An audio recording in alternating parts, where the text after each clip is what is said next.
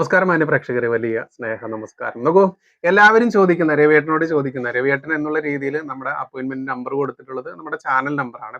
അപ്പൊ അതിലെല്ലാവരും ചോദിക്കുന്ന ഒരു കാര്യമാണ്, ജോലി ശരിയാവുന്നില്ല, ജോലി ശരിയാവുന്നില്ല. ഞങ്ങളുടെ ഈ പറയുന്ന ജാതക പ്രകാരം അല്ലെങ്കിൽ രാശി പ്രകാരം, എൻ്റെ ജന്മനക്ഷത്ര പ്രകാരം അതിന് വല്ല മാർഗം ഉണ്ടോ എന്ന് എൻ്റെ അടുത്ത് ചോദിക്കാറുണ്ട്. എൻ്റെ അടുത്ത് ചോദിച്ചിട്ട് യാതൊരു മാർഗവും ഇല്ല. അപ്പൊ അതിന് എല്ലാവർക്കും ഉള്ളൊരു ഉത്തരമായിട്ട്, അത് രക്ഷിതാക്കളായിട്ടും അതല്ലെങ്കിൽ ജോലി തേടി നടക്കുന്ന നമ്മുടെ സഹോദരി സഹോദരന്മാർ, നമ്മുടെ കുഞ്ഞനിയന്മാർ അനിയത്തിമാർ, ഇവരൊക്കെ ചോദിക്കാറുണ്ട്. അപ്പൊ അതിനൊരു ഉത്തരം എന്നുള്ള രീതിയിലാണ് രവിയേട്ടാ, എന്താണ് ഇതിനൊരു ഉത്തരം കൊടുക്കുന്നത്? തൊഴിൽ ആർക്കും കണ്ടെത്താവുന്നതാണ്. എല്ലാവർക്കും തൊഴിലുണ്ട്.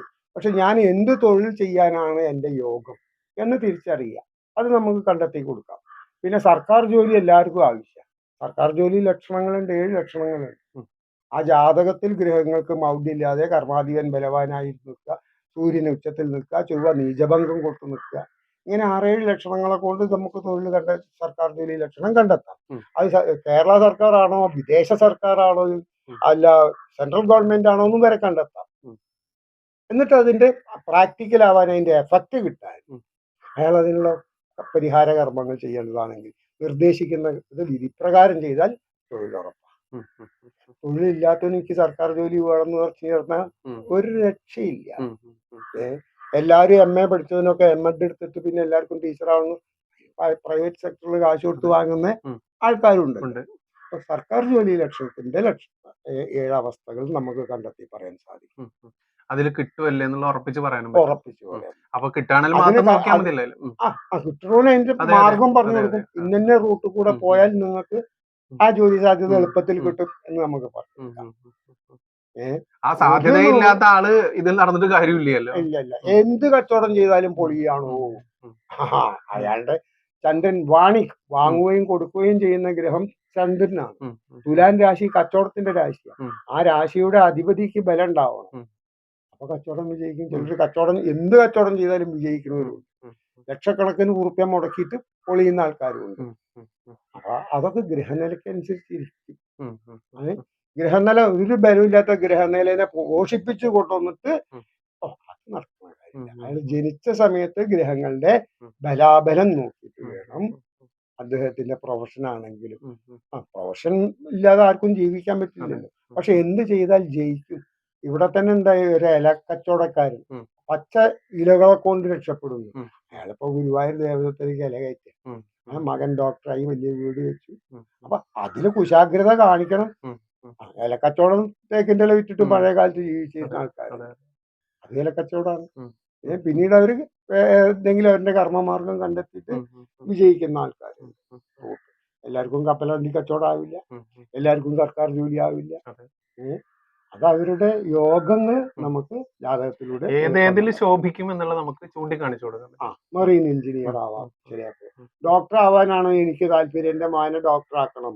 പക്ഷെ അയാൾക്ക് എയർഫോഴ്സിൽ ജോലി ചെയ്യാനോ യോഗം ചരിച്ചാൽ വായുവിൽ മെക്കാനിക്കൽ അങ്ങനെയാണെങ്കിൽ അയാൾ അതിലെ ശോഭിക്കുള്ളൂ. പേരും പ്രസിദ്ധിക്കുള്ള ഒരു ഡോക്ടർ ബോർഡും വെച്ചിരുന്നാൽ പോരല്ലോ. അഡ്രസ് ശോഭിക്കണ്ടേ, കസ്റ്റമേഴ്സ് അല്ലെങ്കിൽ രോഗികൾ വരണ്ടേ.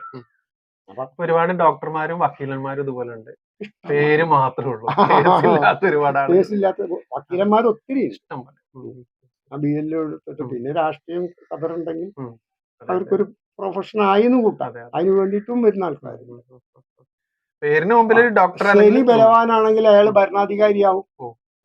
ശരിക്ക് കർമ്മ സ്ഥാനത്ത് ഉള്ള നല്ല ഉച്ചത്തിലൊക്കെ നിൽക്കുകയാണെന്ന് വെച്ചാൽ ഭരണരംഗത്ത് ശോഭിക്കും. നിപുണൻ ഭയങ്കര ശക്തനായിരിക്കും. നിപുണൻ എന്ന് പറഞ്ഞാൽ ബുദ്ധിമാൻ. അത് സൂര്യനും മൗഢ്യമില്ലാതെ സൂര്യനോട് യോഗം ചെയ്ത് ബുധൻ നിന്നാൽ ഉഷാഗ്ര ബുദ്ധിമാനായിരിക്കും.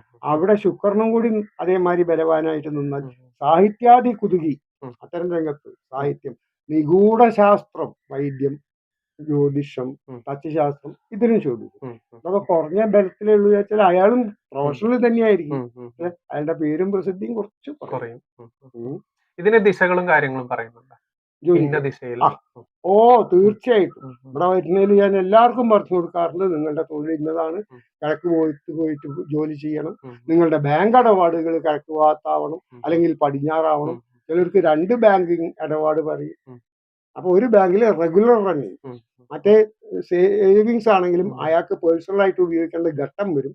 അതിലേക്ക് ഇത്ര വിഹിതം, അതിന് ഒരാൾക്ക് ഒരു ജോലി ചെയ്യുമ്പോൾ എത്ര ഓറുണ്ട്, അതിനനുസരിച്ചുള്ള വരുമാനം എത്ര കിട്ടും, അതിലെത്ര ചെലവാകും, ജോലിക്ക് ആനുപാതികമായ ശമ്പളം കിട്ടുമോ, അതൊക്കെ കണ്ടെത്താൻ സാധിക്കും.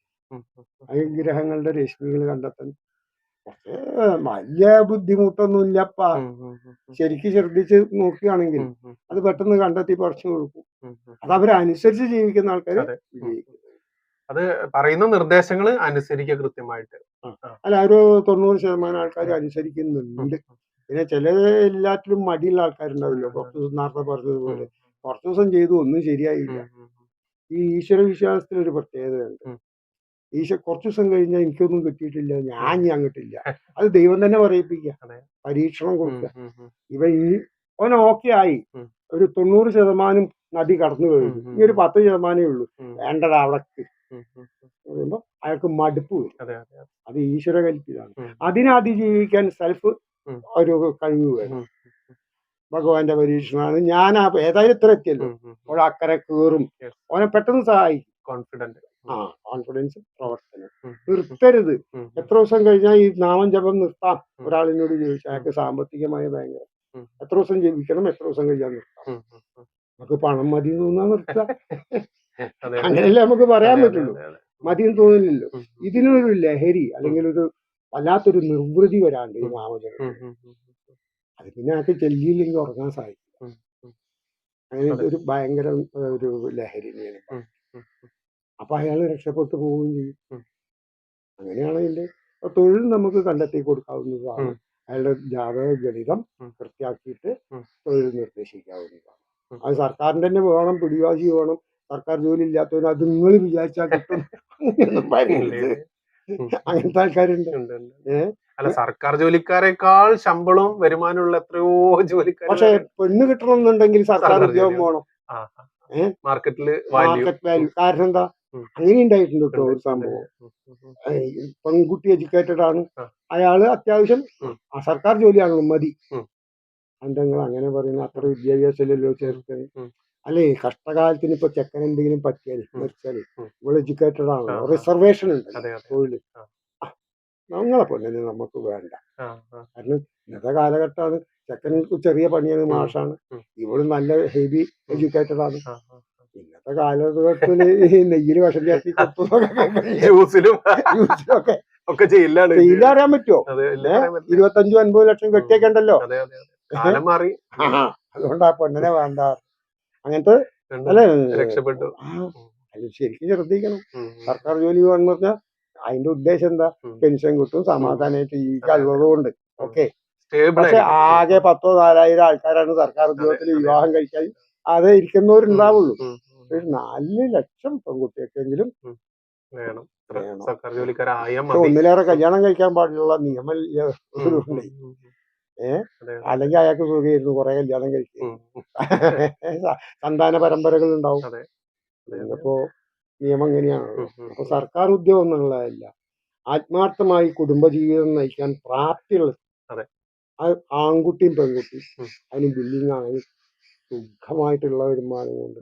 പഴയ കാലത്തൊക്കെ നെല്ല് കൂലിപ്പണിക്കാർ സുഖമായിട്ട് ജീവിക്കുന്നു.